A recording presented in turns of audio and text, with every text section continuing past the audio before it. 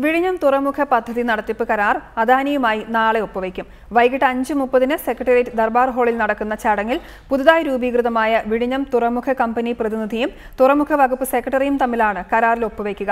40 വർഷത്തേക്ക് തുറമുഖ നിർമ്മാണവും നടത്തിപ്പും അദാനിക്ക് കൈമാറുന്നതാണ് കരാർ.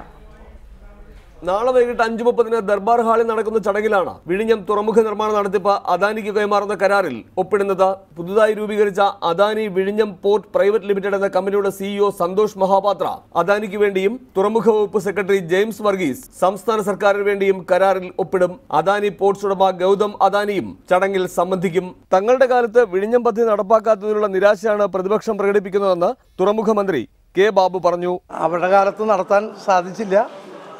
ഉമ്മൻചാണ്ടി ഗവൺമെൻറ് കാലത്ത് വിഴിഞ്ഞം തുറമുഖം നടപ്പാകുന്നു എന്നുള്ളത് അവർക്ക് വളരെ പ്രയാസം ഉണ്ടാക്കുന്ന കാര്യമായിരിക്കും. ലത്തീൻ കത്തോലിക്ക സഭ വിഴിഞ്ഞം പദ്ധതിയെക്കുറിച്ച് ഉയർത്തുന്ന ആശങ്കകൾ ന്യായമാണെന്നും സമരരംഗത്തിറങ്ങിയാൽ സഭയ്ക്ക് പിന്തുണ നൽകുമെന്നും CPM സംസ്ഥാന സെക്രട്ടറി കോടിയേരി ബാലകൃഷ്ണൻ വ്യക്തമാക്കി.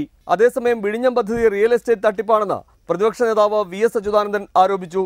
ഇങ്ങനെയൊക്കെ തരപ്പെടുത്തി കൊടുക്കുമ്പോൾ ഉമ്മൻചാണ്ടിക്കും കൂട്ടർക്കും എത്രയായിരിക്കും കിട്ടുക? ഇതാണ് ഉമ്മൻചാണ്ടി പറയുന്ന സ്വപ്ന പദ്ധതിയുടെ ഗുഡ് ഡാൻസ്. റിപ്പോർട്ടർ, തിരുവനന്തപുരം.